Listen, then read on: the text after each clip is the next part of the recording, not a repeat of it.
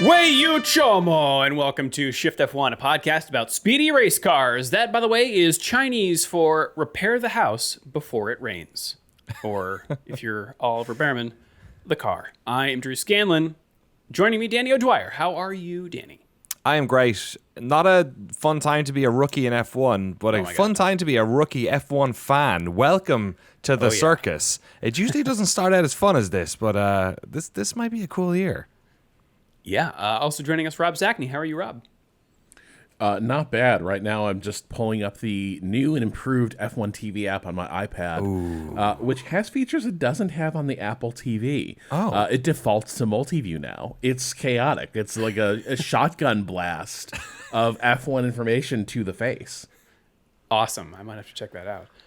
If you are new to this podcast, a very warm welcome to you. And if you are new to Formula One itself, we recommend listening to our preseason primer episode, which assumes no prior F1 knowledge and explains how the sport works and who everybody is. So if you'd like to go back and listen to that, it's episode 298. Also, this show would not be possible without our audience over at patreon.com/shiftf1, where every month we release ad-free versions of the podcast, along with bonus podcasts and videos that are exclusively for our patrons that cover racing documentaries and films, F1 video games, experiments with other racing series, and a lot of weird things. So if you would like to support the show and get access to all that fun stuff, head over to patreon.com/shiftf1 or click the link in the show notes. What do we have going on this month, Danny? We will be tackling Drive to Survive in 2 parts. Season 7 is out. Have you guys watched it yet? Have you guys tinkered with Drive to Survive? You haven't given it a go yet? I watched the first episode. Okay, all right. But it is off to a good start. Nice. Yes, I enjoyed it so far. Spoilers. We're going to be swimming in F1 media this year with the movie coming out as well. We'll be talking about the trailer a little bit later in the show. I also wanted to announce, I guess, something that patrons realized last week is that there is a secret new bonus, which is that we produced a podcast at like 3 a.m. on Pacific time here in on all our various formats and whatnot on a Wednesday morning, and the reason for that is because we traditionally recorded these on a Tuesday night. We are trying to do them as much as possible in Tuesday mornings now instead. A bit more pep in our step and a bit less more time to get them published. So what we're doing now is we're just publishing them sort of as quick as possible on Patreon. So the regular published time is going to remain the same on YouTube and on the various podcast apps, but every week, if you're a $5 patron, you will now access the podcast kind of like a good 18 hours early or something like that. So if you're dying to get to our reactions, then there's been no better time to become a patron over at patreon.com/shiftf1. And thanks to the big chunk of people last week upgraded or joined as a free patron or joined as a paid patron as well. So welcome. I know a bunch of them were in the Discord. I was in the Discord for qualifying and for the race. It was absolute mayhem in there, as you can imagine. The memes were flying around. You had to wear protection. It was a good time. So thanks to all the people who signed up and joined us this year. You are the people who help us basically do this every single year. So we really appreciate it. We've still got an offer code going on, right? We do Multi-21, Drew. Multi-21. That's right. That's the code. So if you want to, it's until the end of the month. So if you want to get a chunk of 90% off your first month, then which is the highest they'll allow us to do. They won't let us do more. We'd give it to you for free, but they just won't let us. Then sign up there. And same with annual as well, 8% off annuals. So pick your poison, join the community. Support independent media and throw some memes around. And then also, if you're a complete sicko, you can become one of our incredible title sponsors like Matt and Harmony. I haven't heard back, so I'm assuming you guys were correct. Deange, It's a Me, Ferrario, Get Rich or Die Ryan, Agave ATX, Cypress Training, Turf SES, at Team Blackjack, Michael Maves, Cigarettes, Olivia Evans, TelemetryDeck.com, FTC, Drew Stewart, Bailey Foot. Always amazed at what Patreon considers a name. Abraham Getchell, Bunny F1 End, Sniggs, Alex Couchet, Max Voltar, Jeff Foster, Troy Stammer, William Rumpf, Lachlan the Madden Man, Samurai Love Story, and Jason Kelly. Thank you all for supporting the show. Let's get to the racing. Yes, and we have a lot of racing to talk about because this is one of our, I just counted, we will have 11 episodes this year where we'll have to talk about a race that just happened and a race that is coming up. So yeah. Back-to-back weekends here. 24 races crammed into 1 year. It'll happen a lot. So we're going to talk about Australia, what happened, and then what's going to happen at China. Yeah. But yeah, let's get to the grid here for Australia. Lando Norris on pole. Big audience reaction when he takes pole away from hometown hero Oscar Piastri, who starts second. Yeah, Max Verstappen. Sorry, in practice in P2 he backed off on his fast lap, which was very funny. He was like, they're like, because there was always the worry about who's sandbagging, who is not. But yeah, it was interesting to see the McLarens get the 1-2 that everyone sort of assumed they would. Yeah, Max Verstappen is going to start third. I think he was a little surprised even at how good that Red Bull did on qualifying day. George Russell starts fourth. In fifth, Yuki Tsunoda. Yeah, in his Racing Bulls car, way ahead of the other Red Bull of Liam Lawson, who will start down in 18th. Quite a statement from old Yuki. Yeah, and just like you didn't want me? Well, how would I put it on fifth? How about I put it on fifth, driving the not cursed F1 car, right? Like, the Red Bull car. Like, what is like at this stage? I'm just like, this is a Red Bull problem. Like they are putting good drivers in these cars, and they are unable to get anything out of this unless it's like at a certain I don't know, at a certain unless point, you're an alien. Yeah, unless you're an alien or you're Max. They're all trying to put on Max's trousers and they don't fit. Yeah, there is a video on F1's YouTube channel with Sam Collins talking about the Racing Bulls car and how it might be improved. I haven't watched it yet, but I'll put it in the show notes. Starting sixth, speaking of teams that are improving, Alex Albon in his Williams. Yes. Excellent to see. And then the two Ferraris, Charles Leclerc and Lewis Hamilton, who, despite starting eighth, said he was pleased to be that close to Charles. Pierre Gasly will start ninth in his Alpine, and then the other Williams of Carlos Sainz in 10th. Missing out on Q3 by 0.06 of a second is the other Racing Bulls car of Isaac Hadjar. Rookie. Really impressive. Rookie, that's right.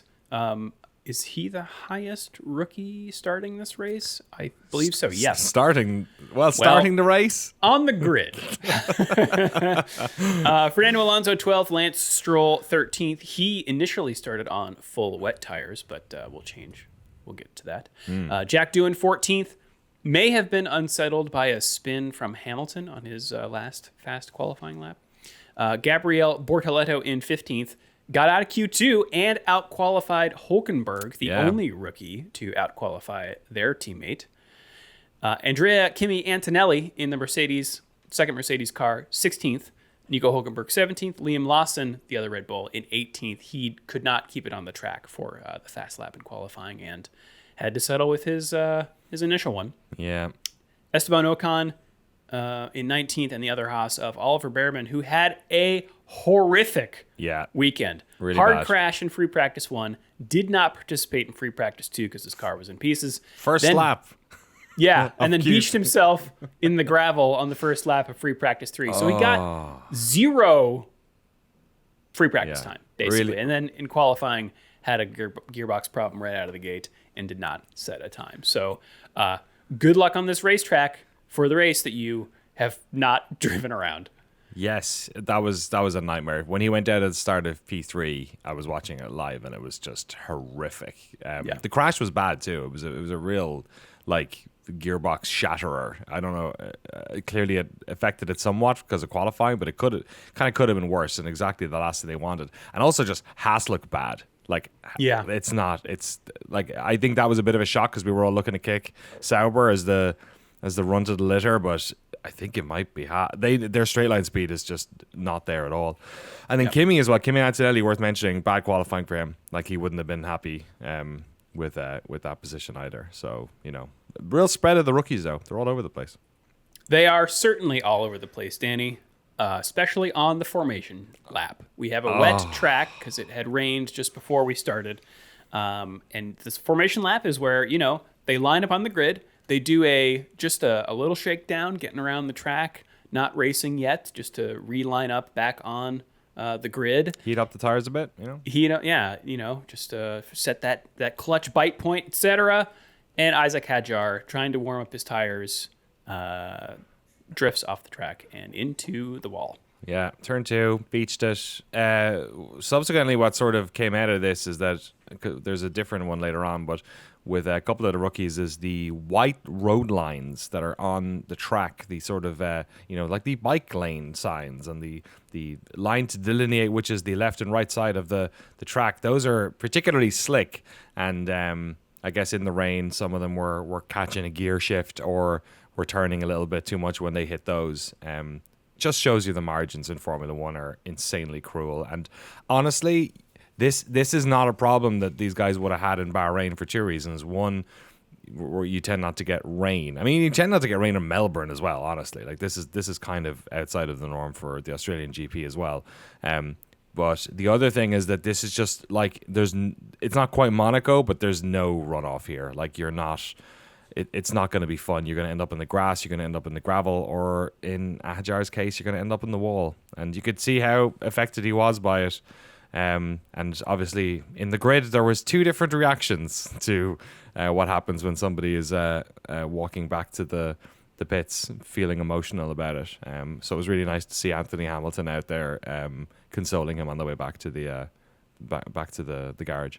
Yeah, Lewis's dad said, this is a quote from racefans.net, him telling Viaplay after the race, just trying to give him some encouragement. It basically said, hold your head up, man, because you've worked since you were 8 years of age to get to this position. It's one of the most devastating things, obviously, that can happen to a driver. But there's more to come, and you've already shown that you deserve to be here on the grid. So just hold your head up high, hold your shoulders back, and walk tall. Helmut Marko, driving director for Red Bull Motorsport. An evil lunatic who batters young drivers for a living. Yeah, I guess he's a motorsport consultant. Said, Isaac Hadjar did a little bit of crying after his crash. That was a bit embarrassing. Yeah, so well, the two polar they didn't allow that in Hitler Youth, did they? Yikes. All right. I hate him so much. Like, okay, so, but to put this in context. So before the race even starts, he's asked, and look, people get mics shoved in front of them and feel compelled to talk too much. It happens. I'm on like 3 different podcasts. But and I sought the mic out. But the thing is, so somebody was like, could you rate the incoming rookies? And he is giving his ratings on them, and he calls Bortoleto a B-grade driver. Bortoleto then smokes Lawson and Hadjar in qualifying. I think you could certainly argue that the decision to put Lawson in over Tsunoda does not look extremely well advised. It's early days yet, and that car is, as Danny alluded to, cursed. But in terms of assessing driving talent, they might have whiffed again. And then the minute this happens, and he had time to think about whether he wanted to say this, because the thing is, as we're going to talk about, lots of people had issues with the car just flying off the track in these conditions. It's a tricky track, and there's white lines everywhere, as Danny alluded to. There's the ones you can see, and there's the kind of faded ones that are also there. And the cars were just like skidding off the track. Hadjar, it's a really unfortunate accident. He's not doing anything. He's not like scrubbing the tires. He's not trying to do that. He's not lighting them up. He just gets on the power. And I mean, it happens, if you play racing sims, I'm going to put it on pro difficulty. And then you just like, you're not even like mashing the gas. You're just like, you think you're being smooth, and the car's just gone. Yeah, you shift slightly too late, and then that's it. Yeah, so like it's unfortunate. We saw Lance Stroll do the same thing last year. We've seen lots of drivers blow it under safety car in various conditions. Grosjean and Baku. Russell, this close to getting his first really good finish for Williams at I think Imola. So like there's precedent for this. But he has to go ahead and be like, why is that kid crying a little bitch? And it's like, he's not a little kid. Like, he's not Kimi Antonelli, but like, they're so young, dude. Like all the content made around like the rookie drivers this year, it's like they're so young. Did you watch that Laura Winter interview, the rookie roundup thing? Yes. That is incredible. It is like she is like a substitute teacher with these guys, because they're just like joking and doing all these like, you know, whatever She's weird like, generate. Guys, we have 20 minutes. 100%. And the other thing that came out of that was Hajar is a huge Hamilton fan, and it was Yeah. like so besot, you know, so excited to be like around him, and the rest of them were all saying, "Oh, he loves him," and so I that's why I thought it was extra nice that his dad, Anthony Hamilton, went up and chatted to him about it. But I just don't know what the upshot is for doing something like he's just a weird after old this, man. like I think Horner handled it right. He was like, you know, they're kids. It's you really feel bad for him, etc. I just do not understand the need to be like, I need to start playing mind games with this like 20-year-old who just had like the most embarrassing, horrible like thing happen in his opening race. When Christian Horner is the moral compass of your organization, you really have to look at the people. But you I have think Christian around you. fundamentally kind of likes drivers. I think I think there's like a lot of issues I have with Horner, but I think fundamentally he has like the Ricardo thing sort of changed my view. Right, Which exactly, is that I think fundamentally he does connect with drivers, and it's part of his longevity and the success there. I think Marco views his responsibility as like, I'm there to make men out of these guys. Yeah. But the thing is, he doesn't have the moral authority of like, you know, a Marine drill sergeant or something, right? Like there's no body of work there. It's just you were put in this position by your buddy. And that's what's made you the sort of gatekeeper at F1 in the Red Bull driving program. But like, there is no, racing legend Helmut Marko. If anyone knows how to, you know, what it takes to succeed in motorsport, it's Dr. Marko. Well, we do get a rare aborted start because of Hajar's crash, which allows Lance Stroll, the one wet weather starter, to switch to intermediate tires like everyone else. And then we get finally a start. Andy, do you want to take us through it? We did no one else spin out before then? Am I not thinking? Did somebody? I don't think so. Okay. For some reason, I thought the other one happened then, but I could be. I must be wrong. Lights out, away they went, and as perhaps was expected, Max Verstappen had a good start, and immediately Piastri had to sort of fight for him for that inside corner. Around turn one they went, and you can't really see it on the sort of main shot on F1, but on the replays, Piastri has a real hard time with grip on the outside of turn two. Has to disengage the acceleration for a second to right the car and get it straight up, and Verstappen basically pounces, gets around him on the outside, down on that pretty decent straight down to turn three. So he has second place from there. I'm trying to think of who else was a big winner at the start. I know Kimi Antonelli got past a couple of people, and am I thinking Yuki maybe? Who do you know who else sort of made it? I think Yuki kept people off his back, but Yuki bad lost out things to happen. Leclerc. Oh, did he? Okay. Yeah. Bad things happen to other drivers. Hajar shouldn't feel so bad here because another rookie hits the wall on lap one. Jack Doohan, big crowd reaction, of course, for the second of the hometown heroes. And he just kind of loses it in a straight line. And Brundle points out kind of what you were saying, Rob, that the extra torque on upshift can really surprise you in wet weather. Colapinto intensifies. Safety car comes out, and then under safety car, Carlos Sainz also spins out and hits the wall. And this is a weirder one. Sainz nor the commentators could really figure out why he lost it at the. It's kind of in the middle of a low-speed corner. He said on the radio just after that he had a massive torque surge. So Williams is looking into that.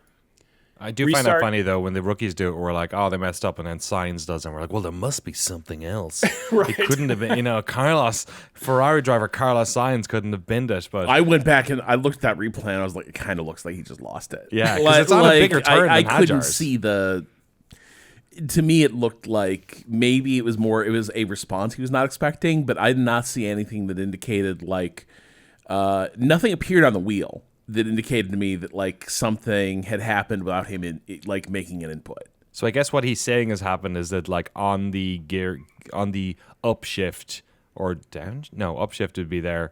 The torque basically was like out of sync with the upshift, so that he got like an injection of too much of it as the shift happened or something. I don't know too much about gearboxes, but that's what he said anyway.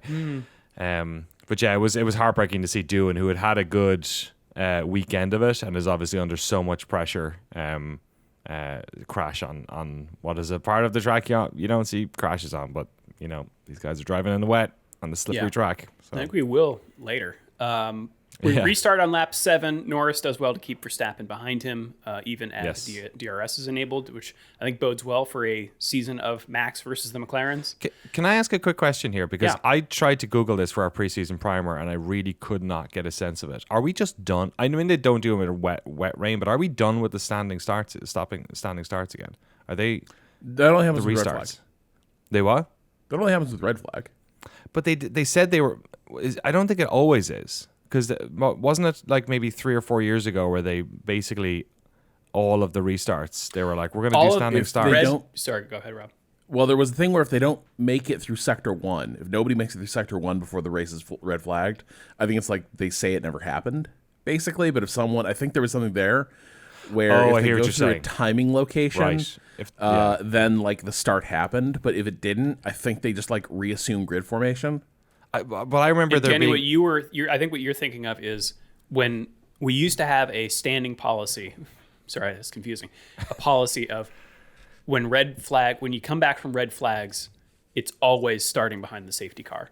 And they changed it so that so it was red flags. More frequently we can have a standing start after a red flag. You're right. Okay. It wasn't during races. Okay. Thank you. Thank you. Everybody is playing it cool for a while until Antonelli, far from being a rookie in the wall, attacks Hülkenberg on lap 14 and gets by on the inside with DRS. He does have a spin a few laps later where he dips a tire onto the grass, but keeps it on the road and then passes Hülkenberg again for 12th place. Which, I'll be honest, during the race I was like not that impressed with, because that Kick Sauber car is bad, but ended up being not as bad as I thought it was. So now I'm more impressed by it. Yeah, I mean, rookie driver passing people in the rain. It may be the third fastest car. Fourth fastest car. I don't know. I don't want to annoy Ferrari fans this quick into the season. Hamilton still coming to grips with his car, getting a lot of help from the pit wall. Some of it not wanted. It's great. I love this. It's K1 available. It's weird also not hearing Bono. Yeah. Yeah. Is Bono is Antonelli's engineer. He must be. I didn't hear him all race though. So well, that says more about Antonelli maybe. But yeah, they kept basically giving him suggestions for when to hit the overtake button, and he was like, "I'm not close enough. I'm a multiple 7-time world champion. Shut the fuck up." And hey, they were giving Leclerc massive help too. Huge racing insights from his pit wall. Lap 25, he's like, my seat is like soaking wet. Like, what is the drinks leaking? And they respond, it must be the water. Is that what they said? Quote, must be the water. And Leclerc says, let's add that to the words of wisdom. Making memes on the track. Yeah. Good stuff. Yeah, Formula Dank appreciated that, I'm sure. It's not getting much drier. And shock of shocks here, Verstappen doesn't make turn 11. Just kind of slides off. A rare mistake. Thankfully for him, he stays out of the gravel and rejoins quickly, but this allows Piastri to neatly slide back into second place. Piastri then closes up to Norris pretty quickly, and according to Zach Brown, these McLarens are free to race here. Piastri goes a little wide around lap 32 and loses time, which allows Norris to open up the lead once again. Goes wide right after they tell him to hold position. Yeah. So they do a weird thing here where he's right on Norris, and it's that part where the track is drying out. Your inners now are like maybe not the right tire, but there's this rain coming. Like this is looming like quite literally over this entire race, which is that the classic problem of the track is now increasingly like suitable for slicks. The inters are going off on this track, but nobody is sure if this is going to be a wet weather race all the way through or when it's going to hit. But like Piastri's right on Norris, and then they tell him just hold position. And he gets on the radio and he says, I'm faster, but okay. And then, like, immediately thereafter, he runs wide, and, like, it was a near thing. Like, he definitely bobbles the car, recovers. And, my immediate thought is, sometimes when you tell people, like, hey, can you just, like, turn the pace down? Right, yeah. You take them out of the zone. Like, there's, like, F1 is in a lot of ways a rhythm game. When you're just, like, turning these laps, part of the consistency is sort of thoughtless, like, feel the car, like, you're not interpreting and reacting, you're just kind of going. Sometimes you tell people reduce pace, you're going to screw that up. But then the weird thing is, so like after that, they tell him he's free to race. But they tell him that so soon that I'm like, there's part of me that wonders, were they telling him that, and that's when he fumbled the car, like, because the messages come on a delay, and I wonder if after being funny. like hold position, like a lap or two later, after he's let Norris run up the road, they're like, you're free to race. It did seem silly that they said you're free to race when he was 2.5 seconds behind him. The rationale they gave for the initial one was that the tire stuff, as you were rightly pointing out, and also they were coming up on a bunch of blue flags, I think, and so they were like, we don't want you guys like we'll resume racing conditions in a second, but let's clear some of these back markers. I think they should have said that over the radio. Yeah, because probably, yeah. they made it sound like it was a team. Like I thought it was the correct tactical decision as well. Yes. To say, hey, you're going to be free to race, but not right now. Just fight it out at the end of the race. This is one of these places that McLaren really struggled with last year. Like, their communication with the drivers on when and when they could not fight was poor, and they didn't like sort of put the foot down on it. And I think this was a good example of them. I'm with you. I think there's probably, for at least our ears' sake, there was a better way of saying it. But at the same time, I'm also kind of impressed that they said it, because last year they were a little bit wishy-washy about that. We also kind of like briefly went over the Verstappen thing. I think we do a lot of work on this podcast to like celebrate when he does what he does well and when a lot of drivers do well. I think it's worth pointing out that this was a poor mistake from Verstappen. Obviously, his tires are going off, but this is happening at perhaps the easiest turn on the circuit to adapt to. They are driving down to it. It's at the end of the lap. They're driving down to it forever. They have full visibility on the bike point and on the turn, and he just messed it up, and it ultimately gave away position. And I think we consider Max to be such an incredible driver that sometimes when he makes mistakes, it's like, hey, at least he made a silly mistake. But I think if this was another driver, there'd probably be more eyes on this one as a bad error, and it was a bad error, and it cost him a place. It did, and we're going to take a quick break here, but when we come back, another world champion in the wall. That's right, Fernando Alonso, lap 34. We cut to him facing the wrong way, bringing out another safety car. And what a moment for this to happen, because everyone's intermediate tires were looking pretty long in the tooth, but there was also on the heavy but brief rain expected. Jason. Haas elects to keep their drivers out on intermediates while everyone else switches to slick tires. Yes. Most of the front runners go on to hards. Verstappen goes on to mediums. And we get a restart on lap 42. Hopefully all your tires are warmed up, because the rain starts to show up a few laps later. And the question now becomes, do teams change to inters for this brief rainy period and then maybe have to switch again to slick tires? Or do they tough it out on slicks through the rain? And if you do switch to inters, when do you do it?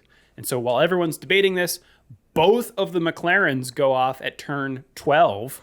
Piastri getting a snap in the preceding corner, maybe distracted by seeing Norris go off ahead of him. They managed to keep the momentum up and stay out of the gravel. But in doing so, Piastri overshoots the next corner and then just slowly drifts onto the grass where he is beached, albeit briefly. Thankfully, he takes Brundle's advice and reverses, treating his car like Brundle says, a front-wheel drive car. He was listening to the international feed, clearly. That's right. Ever so slowly gets back onto the track, rejoining in 15th place. Norris the crowd keeps it together, manages to make it into the pits to switch to intermediate tires, while Verstappen keeps going on his slicks, along with Tsunoda, who goes into second place, and both Ferraris. So this is a real sliding doors moment, no pun intended, for the race, because a couple of things happened here. One, McLaren had primed the drivers that if we start getting rain and it starts getting slippery, come in. they had sort of given them like an audible, basically, that they could call themselves. And that kind of helped Norris, because the minute he went out, he was going, okay, I'm going into the pits. That's it. He kind of cuts across that second last turn and goes straight into the pits. Obviously, the problem that his teammate had was he might have done, like you said, like a sympathy spin. Like when somebody goes out in front of you, he loses concentration for a second. He ends up doing the same thing. He tries to sort of almost, I think, Piastri tries to maybe get back on the track a little bit faster. Like maybe this is an opportunity for him to get the jump on Norris. It obviously, he overshoots the final turn. And this might have been like 40 chest from Verstappen. Him being in third probably saved his ass, because he saw two drivers go off in front of him. So he knows there's some sort of issue up there with rain, or the track is slightly slicker than it was in the last time around. And I think the two of them going off basically gives him a big warning light to back out, which ends up playing into his hands. So it was a real, like, if the order was shuffled there, we might have had a different situation with the dynamics that were happening between the drivers. But just a killer for Piastri at his home race, and the second Aussie to spin on the track. But like you said, at least he got back into the race. Yeah, it's tough for the slick runners, though. Tsunoda briefly goes off and allows Hamilton up into second place. Verstappen then pits, though. Hamilton stays out, Yes. taking the lead of the race. And at this moment, I'm thinking, oh my God, if Hamilton somehow wins, this will be an all-timer. But no, the rain is lasting longer than Ferrari expected, so Hamilton is instead just losing boatloads of time. And this is what the rain does. One moment, you can look like an absolute genius, and then the next, you are a complete goofball.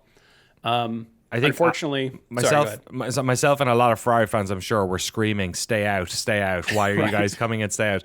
I think, in retrospect, that would have hurt them more. Norris had caught up, basically. Right, yeah, but it felt like they were going to be legend right there, but it just didn't quite happen. Yeah. Unfortunately, Lawson was also on the slick tire strategy and hadn't yet been called in for intermediates. And on lap 47, finds himself in the wall, bringing out yet another safety car with 10 laps to go. And then we cut to Bortoleto, also off track, who had pitted but was complaining about his brakes. Antonelli, the sole remaining rookie at this point. Who is now, we should mention, like, in 10th, I think? Let's see. Crawled his way from the back of the pack. So after all these pit stops, he'll be 5th.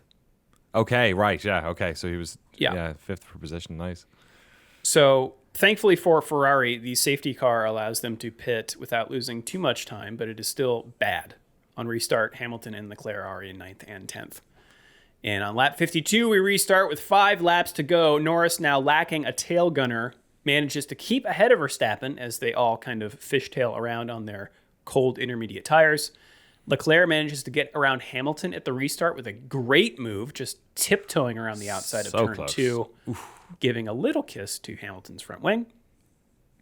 So it's basically a sprint to the finish from there for everyone, as they're all bunched up by the safety car. Gasly puts a wheel off, allowing both Ferraris to get around him and Piastri to close up. Piastri getting by on the next lap into 10th. Yeah, and kicks Gasly out of the points, unfortunately, and he was in a great spot there to get some much-needed points for Alpine. Ahead of him is someone else getting some much-needed points as well, Nico Hülkenberg in 7th at this point. Yeah, I do feel for Gasly, because these sorts of races where 6 people go out and you still don't get points have got to be the toughest, especially when you come 11th. Antonelli gets by Albon, who was in 4th, by the way. Yes. Antonelli, great move around the outside of the high-speed turn 9. He gets a 5-second penalty, which sets him back to 5th at the finish, but this was later overturned after the stewards reviewed some additional onboard cameras of the pit lane incident, which led to his 5-second penalty. What do we think of the exclamation point, by the way, on the UI? Oh yeah, some new graphics here. I dig it. Yeah, I don't mind it. Why are they still showing the fastest lap? I get it. It's cool. Bragging Let's show rights. who's fastest. But especially in a rain race, it seems a little bit redundant. Yeah. I mean, I guess I think the thing is, knowing when someone has gone fastest is how, like, knowing when someone has like taken purple for that's true. That's like true. that is useful because it's like Yeah. that is also a state of play Yes. thing. But yes, it's not relevant for a good portion of the race. On the final lap, Verstappen has closed to within DRS range of Norris. McLaren telling Norris that don't worry, the car has pace, don't do anything drastic. And indeed, he does not, and finishes the Australian Grand Prix where he started in first. Also on the last lap, Piastri got by Hamilton around the outside of, I think it's turn 9, with an incredibly ballsy move, very close to the wall. Reminded me of, I think it was Ocon and Perez at Spa, where they're good just call. like millimeters apart. It looked like Hamilton didn't see him and moved a little bit to get back to the racing line. Should have pressed K1. That's right. But Piastri kept it in there and got it done. The result looks like this. Lando Norris on top, breaking Verstappen's record run of leading the championship for 1,029 days. He ended up breaking Schumacher's record of 896 days. Verstappen comes home in second. George Russell, the last of the drivers on the podium, didn't really talk about him very much. He kind of kept his nose clean in this race. Ended up third. The Mercedes has pace. That's the lesson this week. It sure does. Kimi Antonelli coming home in fourth. Great Albon, drive. Did he win driver of the day? He should have. Norris did. Okay. Yeah. Antonelli, 12 places up from his grid spot. And he did spin like 8 laps in or something. Remember? Yeah. He lost like 4 But he ain't places. English. That's a good point. He's So not, goodbye, driver of the day. Alex Albon comes home in fifth, gets 10 points, more than half of what Williams got last year. Lance Stroll in sixth. He made up 7 spots, and Hulkenberg made up 10. How did Stroll end up in 6th? That I car don't know. is terrible.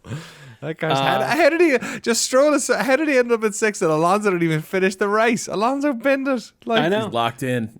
He's like, he's. Oh my god! And then Hulkenberg, like he said, like that's more points than Sauber got all last year, isn't it? That's right. Hulkenberg making up 10 places from his grid spot. That's So the silly. Nico guarantee. That's right. That guy Yeah. maximizes. You can take that to the Microsoft store. Charles Leclerc in 8th, Oscar Piastri 9th, and Lewis Hamilton 10th, last of the points-paying positions. Behind them, Pierre Gasly, Yuki Tsunoda, Esteban Ocon, and Oliver Behrman. And then a bunch of DNFs of Lawson, Bortoleto, Fernando Alonso, Carlos Sainz, Jack Doohan, and Isaac Hadjar. And that was the Australian Grand Prix. Shout out to Behrman for finishing the race. Yeah. Not a lot of rookies didn't, but he managed to make it through the hardest thing. Granted, he was at the back and ended up like 6 seconds behind his teammate, but hey, look, he did it. And poor Yuki, he just had a rough one, I think. Yeah. After a good weekend. Yeah, But absolutely, yeah, exactly. just it kind of fell apart.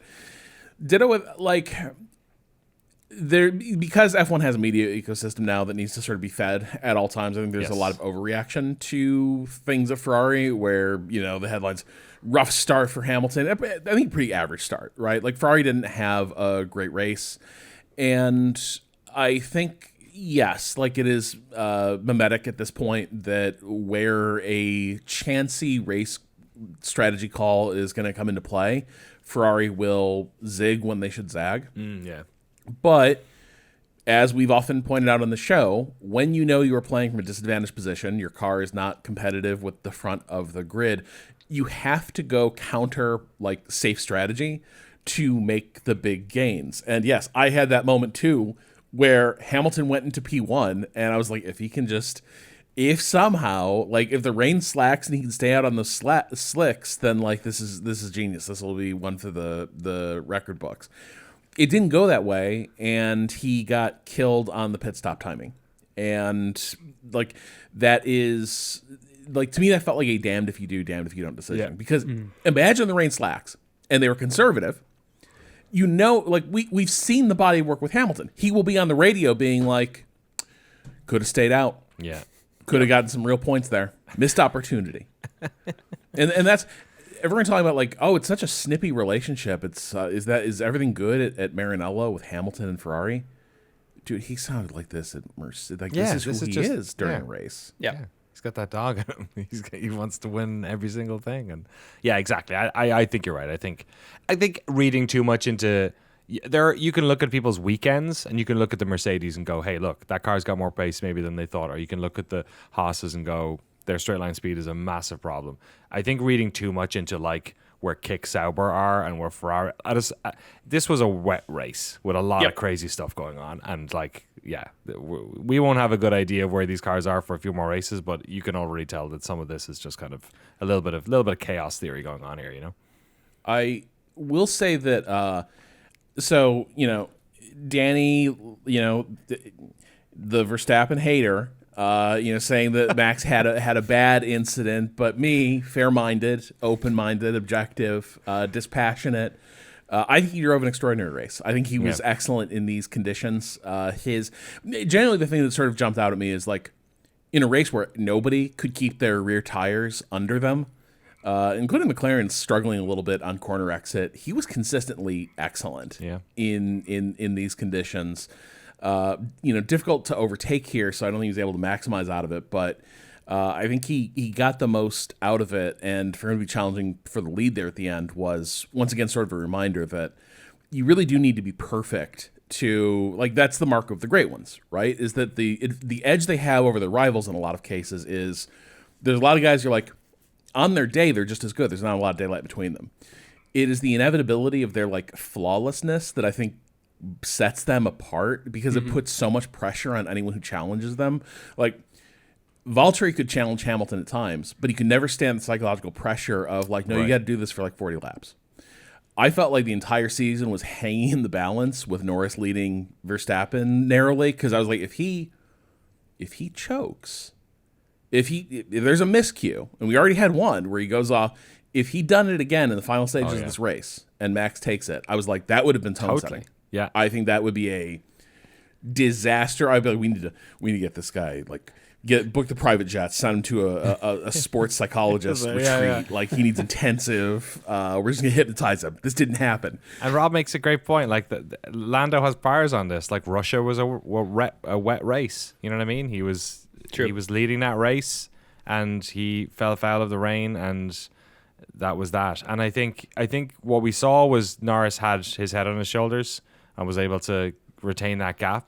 It wasn't as, Verstappen was very close, and obviously, but he managed to keep him within almost a second away by the end of the race. Like, he did really well. Verstappen's drive was great, and I think what we're looking at this year is obviously Max getting more out of his car, probably. And that's his ability is just, indisputable. And I think if there is a gap between those cars, obviously the wet here could have played into Max's hands. I think he's the Rainmeister that we have on the grid at the moment. But it at least shows us that, like, hopefully we'll get close races like this, because there was a period about, I think, maybe 15 laps into this where I think the McLarens had like a plus 10 second gap on Verstappen. Was it 14 seconds maybe or something? So, like, it could have been one of those races, and we did get some safety cars and flags and all that sort of stuff, but it was great. Like, it was a fantastic race, and there was a lot of really great driving, and we were, from start to finish, it was just seemed like anything could have happened at any time, and in the words of Murray Walker, a lot of it did. Yeah. Standings wise, the driver standings are the same as they finished. This is the first race, but in the constructors, Mercedes, as the constructors, I bet this is nuts looking. Yeah, Mercedes and McLaren are tied on points, but McLaren with the win has first position. Red Bull's in third. They both have 27 points. Red Bull is in third with 18. Williams in fourth with 10. Love it. Aston Martin in fifth with 8. Kick Sauber in sixth with 6. Ferrari in seventh with 5 points. And then Alpine, Racing Bulls, and Haas all with 0. All right, let's bring it to the news. We're going to speed through these because we got to talk about China. Rob, what's up with Piastri? Extended is what's up with him. Right. McLaren are locking up their driver lineup. So Norris, they signed to an extension earlier this year, And we don't know the details. These things are kept under wraps, but it always feels like there's semi-official leaks that go to the reporters. With this, Autosport's gloss on it is that the expectation is that he was extended. His deal was going to run out at the end of next season. Now the expectation is that he is at the very least signed through 2028. Okay. With the expectation that there might be some conditions that allow parties to extend beyond that, but that's to be determined. But what it does mean is that like McLaren are kind of they aren't keeping their options open for like splitting up this pairing if they feel like they're too competitive with each other and it creates problems. Like they're going to this is sort of signing up to be running papaya rules for this season and the subsequent 2 seasons basically. So it's a huge vote of confidence. It's a good position to be in. I think we're all agreed it's an exceptional driver lineup, maybe the best one on the grid. The trick is going to be keeping them out of each other's way in a way that's like productive and doesn't like cause one of them to fall off. It's the relationship management stuff here, I think, is going to be tricky just because of the trajectory these guys are on matches so closely. But it's a good problem to have if you're McLaren. I can see why they extended. Yeah, agreed. I think it's a smart move. Next up here, a couple of F1 governance stories, regulation stuff. The Concord Agreement. This is an agreement between F1 and the FIA, which defines how the series is run. It is signed every 5 years, I think, 5 or 10. And for 2026, big regulatory change. We have not yet signed the new Concord Agreement, but it is getting closer and closer. 2 things I want to point out here. Money-wise, with Cadillac coming in, there was this, a part of the reason that a lot of teams didn't want them to come in to have 11 teams is that the prize money will now be diluted across 11 teams instead of 10. So the question was, how much anti-dilution will Cadillac have to pay to appease all the teams? It is now set for $450 million, which will be distributed to the 10 existing teams equally. Other money news, the cost cap has been raised from $135 million to $220 since 2026 is going to involve a lot of R&D. So that, again, has not yet been totally ratified. The FIA is apparently stalling. F1 does have a new CEO here, Stefano Domenicali, but it's it's from Autosport. Sources suggest FIA President Mohammed Ben Sulayem has been deliberately stalling progress in part of a political act of brinksmanship that would force F1 into making concessions to the FIA to get a deal over the line. So this is just one more in a body of work. Danny, what's going on with rear wings? Oh man, we're hey, look, Spain can't come soon enough apparently for the FIA. So they are bringing in some changes for the next race in China. So they'll be reducing that slot gap. This is the thing we talked about before, where the this is I was told by some folks in the Discord as well and on our comments that this is the changes are there is some mini DRS stuff going on in the rear wing, but obviously a lot of this applies to front wings too. Specifically, what the FIA are doing here is basically ensuring that the mini DRS thing is essentially that when there's a certain amount of speed, these rear wings are open. They're like flexing enough that they're letting some air through and sort of giving a little bit of DRS on the straights, which is benefiting some of those teams. So obviously in Spain, they're going to be bringing in new rules, but they are actually front loading some of these for the next race. So the gap that you're allowed to have has been reduced from 2 millimeters to 0.5 millimeter when subjected to that 75 kilograms of vertical load. Who is doing this? This is a bit based on them looking at some footage. The sort of best guess is that this is something McLaren and Ferrari are still playing around with, and perhaps that they were getting some sort of advantage from it. It's hard to tell who and how much they would have, but yeah, that's the case for China at least. The FAA are meddling a little bit. I don't know if this is. I can't really read this one, whether or not this is over worrying about this thing or they see it as a significant problem that they have to get involved before Spain. But anyway, that's the breaks. Yeah, it sounds like they're going to be testing the rear wings at China next week, but then only the front wings will be tested from the Spanish Grand Prix. Okay. All right, final fun little news bit here, Danny. The new trailer for the F1 movie called F1 Formula has 1 come out. That's what it's called. It's about Cadillac next year, the 10th, the 11th team. It turns out it was prophetic in that way.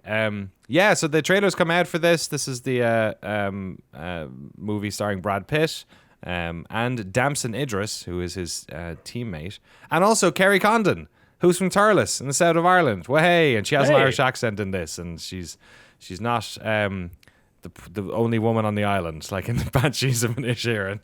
So that's good for her. But the trailer came out. I like it. It's basically, what is it? Is it Driven, I guess we're saying? 100%. 100%. Yeah. But it looks like Driven, but better, which is all Driven needed to be. Yes. Like, MK and I were watching this, and she was like, I don't care if it's good. This looks fucking awesome. Exactly. And I'm agreed. But I do think there's one little issue of F1. Why did the sports car racing sequences look so much cooler than the F1 sequences? Yeah. That shit at Daytona looked unreal. Very cool. The inside shot as well looked like amazing. Yeah. Yeah. This is agreed. I showed it to my wife and I was like, I don't care if this is the most like trite script. Like Top Gun Maverick was a good time. Because you were in the plane getting flown around and it felt cool and it was 4K and it was well shot. And I'm like, yes, this is great. And it has the same vibe. You're just like, these cameras are in weird spots. And that's Brad Pitt driving this car on a Formula 1 track. Like, I'm just going to, like, you think about how entertained we are by watching these cars go round and round and round and round. Like, this is going to be like ketamine for F1 fans. This is just going to be amazing. So I'm down. This is a good time. Good time. Well, also a good time, ? China. Sure. I mean, in what context? Well, I can be a little more definitive in other contexts, but I was talking about racing. Yes, I think so. I like this track. This is a fun track. We didn't have it for a few years there because of COVID, and they had sort of restrictions that sort of lasted a bit longer than some of the other places around the world. But we went back last year, which was fantastic. It was, I believe, the 20th anniversary as well, because we started here in 2004. China is an interesting circuit. It's got a very fun set of complexes to it, and this is partly because it's somewhat based on the like Shang, like I don't think it's called kanji in Chinese. I don't know what you call it, but like the symbol, I guess, the character, which is I find very funny. It's like someone's child just drew a thing and they're like, we'll just base it on that. That makes sense. But what it means is that we have some of the weirdest elements, some really unique turns and straights that you don't see on other F1 tracks. It has the longest straight in all of F1. It's 1.2 kilometers. Which means that the start-finish rate is not the longest straight on the circuit. So it's a real monster. So if you have a DRS flap that can open 0.5 millimeters on your rear ring, you might be, without telling anyone, you might be in a good spot. And if you have real DRS, you're laughing even more. It also has a completely nonsensical opening corner complex, which has a multi-apexed turn, which they have decided is 2 turns. You could arguably say this is 1 turn or 17 turns based on how the various apexes are, and the fact that it corkscrews downwards. So it's just like a sightline nightmare for drivers. They're in this sort of downward spiral right-hander. Look, F1 keeps staging races in car parks, but only one racetrack has had the stones to say, what if we made one of the corners a car park ramp? You're totally. This is you leaving the rental car complex. Yeah. Yes, you're totally right, Rob. It is the like collision deductible corner. Yes. That is like it has completely like exit ramp vibes. 100%. Like, it would be totally fitting if there were a toll gate at the base of it. Yes, exactly. There should be some of those spikes that only go one direction, right? Leclerc fumbles the ticket. That's going to cost him. Verstappen goes through with the card swipe in the second lane. There's just like a concrete wall on the outside that's got lots of instances of other people crashing it on the way out. Yeah, exactly. You're right. That's exactly what it is. Bono, it took my ticket and it's not letting me out. Bono. Oh man, God, it's amazing. Well, I have nothing else to say apart from that. It's got a lot of it's got a bit of everything. It's got a lot of high speed corners. It does have some pretty gnarly braking zones in it. Turn 11, obviously going into turn 1, and turn 14 is a really big one at the end of the back straight. Drivers tend to like it. It's very technical. It's about an hour outside of Shanghai. There's a metro station that brings you all the way out there. In the past, we have talked about how it is one that they have had trouble getting people to. I think this has more to do with the amount of stadia that they built. There's a lot of seating here, and some of it's pretty out there because it's out by the, places that are far away from the grandstand. So I do think on practice days, obviously these ones are practically or entirely empty or practically empty. But it does get a decent amount of fans out there. And yeah, I always consider it to be sometimes there's a bit of wind here as well, but I guess you'll let us know in the weather section. But yeah, I think this is a fun track. I think this is going to give us more of an example of where the cars are strong and not strong than Melbourne, because Melbourne's a really fast track and has a lot of high speed turns. But this one doesn't have a lot of like super hard braking points. This one has a little bit of everything. Until they bring back Malaysia, this is as close as we're going to get. Yeah. This is kind of in that with like Turkey as well. It's one of those ones. This was kind of like Tilke goes through phases Yes. with like circuit designs, and this was one of his major. I think because like audience seating advantages. Like people want to see the car go fast, but they want to see passes and cars. So you create like a fast section leading to the main straight with a sharp braking event. Exactly. Yeah, it's funny. Like I feel like Kota is maybe the only modern one that kind of feels a little bit like this. So that these are more spread out. Can you hear that frog, by the way? Can you hear that? Yes, it's wonderful. Great. That's great. We changed the podcast, from 18 hours difference, and the frog persists. I've been hitting mute, running over and shouting at the frog to shut up. I'm going to do that again. Okay. Well, then I will run down who our last 5 winners have been. As Danny said, we skipped some years because of COVID. But in 2024, Max Verstappen won. Before that, Hamilton in 2019, Ricciardo in 2018, Hamilton again in 2017, and Rosberg won in 2016. Even though Max won, it's typically not a great track for him in his career. Mercedes goes well here. Red Bull has tended to go fairly well. Williams has not. This is not a great Williams track. But who knows? They could be on the upswing here. Yeah, I can see Mercedes enjoying some pleasures here, perhaps. Last 5 years, only a 2-car average for DNFs per race. So that's a lot of runoff. Sorry, sounding really gross today.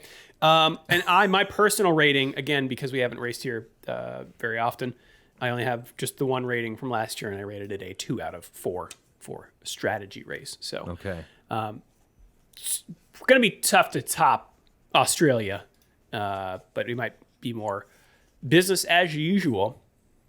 It is a sprint weekend, so dude, there's so much racing in Australia as well. The F2 and F3 stuff. Sorry to bring this back a little bit. Can we talk about one thing? What's up? The trucks on the track during red flags. Oh man, I know I sound like a broken record on this one, but I was very uncomfortable. Yeah, and so it sounded like like Brundle. Yeah, Brundle seemed to be as well. And I know, like, I get it. Like, look, it's racing, and in every other racing series, this stuff happens, and they drive around. It just seemed especially when like the reason we have the halos is because of Jules Bianchi crashing out under double yellows in the rain, like into a truck. Like why are they doing this? Like Japan, it was crazy, right? When we got out of jail on that one.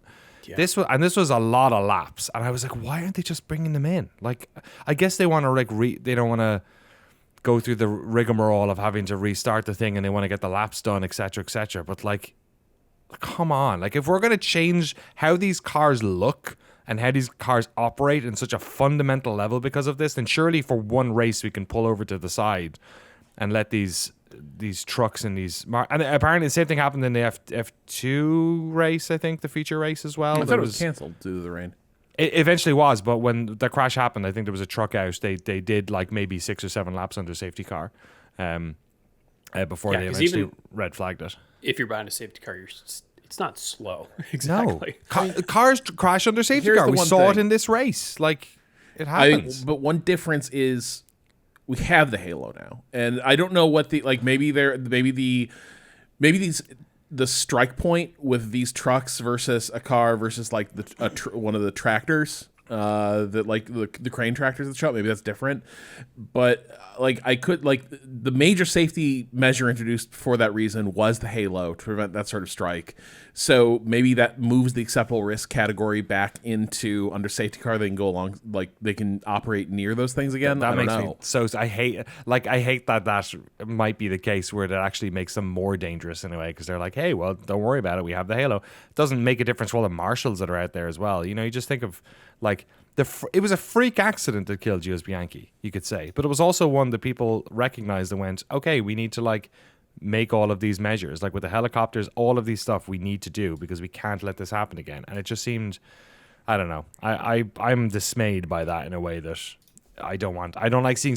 It felt like a step back in a way, and you know, I don't know. Yeah, I wanted to bring it up because it seemed like it was a big deal during the race. It seemed like, and it was worth bringing up. I'd just like to know that there are rules, like if this, then that. 100%. Like if truck on track, then have to come into pit lane. And if not, why not? But yeah, I'm not aware of any like public knowledge of those sorts of race director directives. Yeah, does the steward have the call? I don't know. Like, yeah. The clerk of the course. All right. Weather in China. Sprint qualifying time is 3:30 p.m. local on Friday, so we're looking at about 70 degrees Fahrenheit or 22 Celsius, 0% chance of precipitation, and 9 miles an hour or 14 kilometers an hour for wind.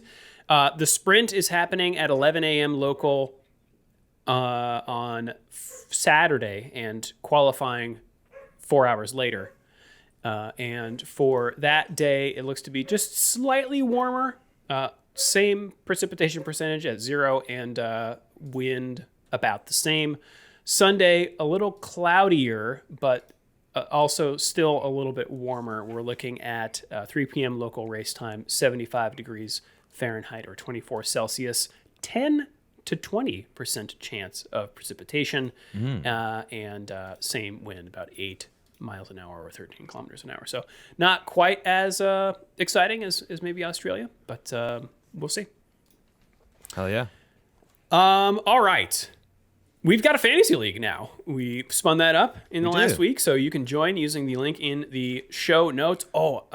Stalled, Danny. I got to pull up the standings here. All right, let me just finish this out. Shift+F1podcast@gmail.com or f1.cool/emails. You can also hit us up on the socials. We'll come back to Race Around the World. Danny, maybe you want to read around the book. Oh, yeah, sure. I can read around the book. Read around the book. I can pull up the fantasy standings. That's what we're doing. I could just tell you about my team. How about that? I can tell you about my fantasy team. I've gone with the name Dwyer Straits this year. Oh, that's good. Feeling strong about that. I had Oscar Piastri, which was on 2X, which was maybe not great in the end. I did have Nico Hulkenberg.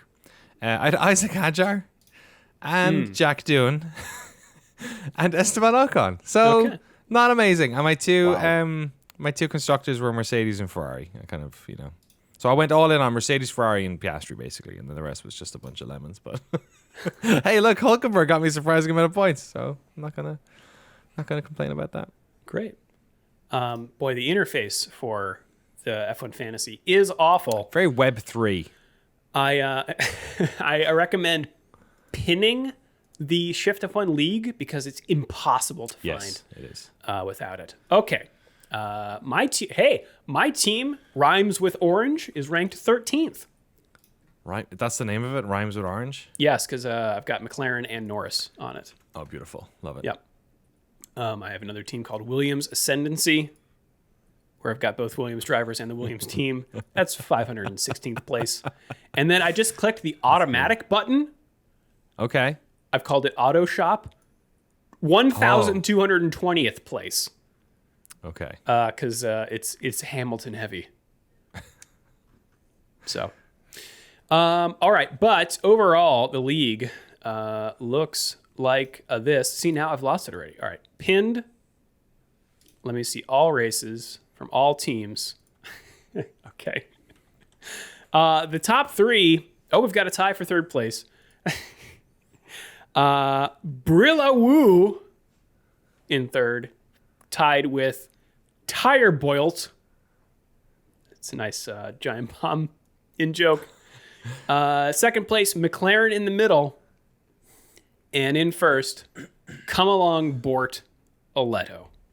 There was a lot of Bort license plates jokes going around the Discord as well, which I appreciated.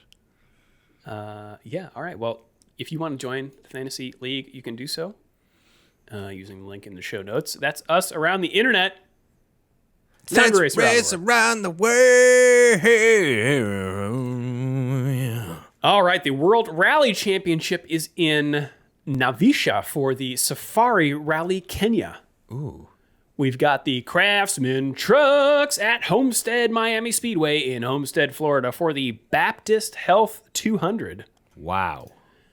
Who needs health insurance when you're a Baptist? You just get baptized. You just, hey man, don't you believe in God? NASCAR Xfinity Series is also in Homestead, Miami for the Hard Rock Bet 300. Oh, of course. Everyone's betting now. It's going to be like Taco Bell bet next. Is this what they pivoted to after the restaurant?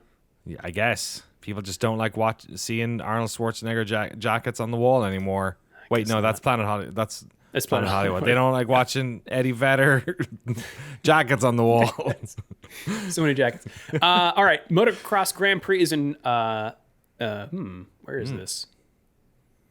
Somewhere in the Oral, Bulgaria or somewhere. It's in France for the Motocross Grand Prix of Europe. IndyCar is in Thermal, California. The Thermal Club. IndyCar Grand Prix. Rob, you know something about the Thermal Club? This track sucks. Really? Oh, God. So I've ranted about this before, but... Is this a private one? Yes. Okay. It is but it's not just that. It's a private, like, track day experience living community. This is like golf course condominiums, but like around a track, except it's a tiny rinky-dink racetrack. And so last year they did like a special, like the Thermal Challenge, and it was basically just an exhibition race. This is by the Salton Sea. Unsuitable. You were not kidding. This is like literally by like California's most tragic retirement village. Yeah. And the IndyCar broadcast was like trying to talk it up. Like part of it was like they cut together little packages of like, and look, you can just walk down to the Thermal Club members only Thermal Club buffet, and just, dude, it was dire. It's a shitty racetrack from by all appearances. Like it does not look good. So it looks like two complexes that are sort of Frankenstein together, because there's two different. There's like the north one is like a 8-turn speed complex, and then the bottom one kind of just it's almost like a go-kart track. We have built and continue to add amenities to a setting where families can forge cross-generational memories and enrich their lives inside the sanctuary we call the Thermal Club. AI wrote that. I hope AI wrote that. See, drive, dine. See. You can see applies to everything if you can see. I guess, it's kind of got that like see Vegas breathe thing where you look out in the distance and you see the across the desert, and then there's the mountains. It can be kind of beautiful, but like you can get that in places where there's better stuff to do. I like it. Just the main thing is though, IndyCar doubled down on this, and it's a dog shit racetrack. Like it's like, what if you had all the downsides of like Monaco or something, but it's not Monaco. It's basically a karting track that someone built in the middle of nowhere. And the sightlines would be terrible because it's flat as a pancake. I kind of want to go to it. Like in the sort of like bad hotel. This is how they win. You know? Yeah. Like dirtbag race. Hey, and look, if it's boring, you can just drive 30 minutes to Joshua Tree. I guess you can make fun of the Salton people who Sea. bought like thermal club condos. You'd be like, so you pay to live here? Available. Is this like Club Fed? Oh, You're sure this wow. is not minimum security? All right. 3-bedroom, 4-bath, 4,400 square feet, $2.9 million. It is worth mentioning though that it is almost $2.9 million. it is almost entirely surrounded by farmland. Like this is not like Palm Springs is close enough, but it's not like this is not like like a hot place to be living. This is and if you don't know about the Salton Sea, Google the Salton Sea, and it is one of the most tragic people moving en masse to a new lakeside property only for it to be completely salted, the water in it and killing all the wildlife and making it impossible to live near it. Wow. Oh, wow. So this $2.9 million, what did I say? 3-bed, 4-bath, 1 half bath, by the way. Garage space for approximately 10 cars. They know who they're selling them to. Yeah. Okay, I'll link that in the show notes. You can peruse at your leisure. Wow. All right. Where did my tab go? Okay. We've also got the NHRA, the National Hot Rod Association. Woo! Yeah, in Chandler, Arizona for the Arizona Nationals. Could I be any more racing? And we got NASCAR. Yeah. Also in Homestead, Miami for the Straight Talk Wireless 400. No more talking around it. In Formula One, maybe you've heard of it. The schedule looks absolutely insane from a United States time zone situation. Thursday, March 20th at 11:30 p.m. Eastern Time is Free Practice 1. That's on ESPN2. Friday, March 21st, we'll see sprint qualifying at 3:30 a.m. and the sprint at 11 p.m. on ESPN2 and ESPNU, respectively. Saturday, March 22nd, qualifying is at 3 a.m. on ESPN2. And Sunday, the race Sunday, March 23rd, the race is at also 3 a.m. on ESPN. Love it. Gonna have to double check all of that Yeah. for the race time posting that we do. All right, that's what's going on this weekend. What happened on this day in history, Danny? Oh yeah, on this day in history, which I guess it's tricky to do. I'm going to keep it to the public podcast day. Yeah. Because I read the other one and somebody died in it. Okay, March 19th. On this day, Fernando Alonso and Giancarlo Fisichella were teammates at Renault for both the 2005 and 2006 seasons. In those 2 years, Alonso won 2 world championships and 14 races. By contrast, Fisichella, who had always been highly regarded in the paddock, won just 2 races. The first was the 2005 Australian Grand Prix, and the second came on this day, in 2006, at Rob's favourite, the Malaysian Grand Prix. Fizzy took pole and led from flag to flag after Alonso was accidentally overfueled, which ruined his strategy. That's hilarious. Just as in 2005, though, Fisichella could not build on his early season victory, and it was Alonso that took the title again that season. The race was also one of those rare occasions where Michael Schumacher was beaten by his teammate in a day that was hardly stellar for either of the Ferraris. Felipe Massa finished 5th ahead of Michael in 6th. There you go. All right. Man, this Thermal Club website. If you are reading this, you have discovered an opportunity to dramatically increase the excitement and joy in your life. It's written by an AI. It has to be. That is, or just like an absolute lunatic. Yeah. We should go though. We should. All right, final thoughts, Danny, ahead of China. F1's back, man. I think that was a pretty good, fun race. They won't all be that fun, but it does bode well. It's a dynamic pack out there, and there's so much to enjoy. The rookies, there's so many different storylines going on, and I'm excited to see more racing. Let's keep this up. All right. Frogs agree. Rob, final thoughts. God damn it. Do you think F1 is concerned at all about they have 3 races in the United States at this point, and we're now like 2-3 weeks into just nonstop stories about like, hey, don't travel to the United States. Yeah. Hey, they will just, I don't know, like you might have a valid visa or you might be a green card holder, whatever, it doesn't matter. If like Customs and Border Patrol decide like they just want to have some fun with you, they'll just like take you to a black site facility for like 2 days and beat the shit out of you. Lando Norris sounds foreign. It is like, this is a sport that is like international. All their races are sort of intended to be destination races. Yes, particularly though they're Miami and Vegas things. Yeah. And I just wonder to what degree the fact that there's increasing amounts of countries that are like issuing travel advisories against the U.S. Totally, yeah. I wonder to what degree that's going to have a chilling effect on the ability to promote races in the U.S. Maybe we have no shortage of like dipshit rich people in this country who could like go and watch a race from a fake marina, but this is not the environment I think F1 would have been signing up for when they expanded their U.S. slate. Yeah, I wonder if it'll be issues on the Mexico City one as well. Who knows? You know, this is really gonna mess people up for is the World Cup next year. You're gonna have a lot of Latin American folks trying to come up as well to watch the races in obviously Mexico, Seattle, Bay Area, LA. Like, yeah, that's a man. What a stupid government. Well, if you would like to support the show and get access to all of our bonus episodes, this podcast crosses boundaries, crosses borders. It's all over the world. It doesn't matter where you come from. But yeah, if you'd like to support us, you can get the bonus episodes, the ad-free version of the podcast early, and the official Shift+F1 Discord, which is popping off with all the new folks. It's awesome. You can do so over at patreon.com/ShiftF1. Have a great race weekend, everyone. We will see you all next week.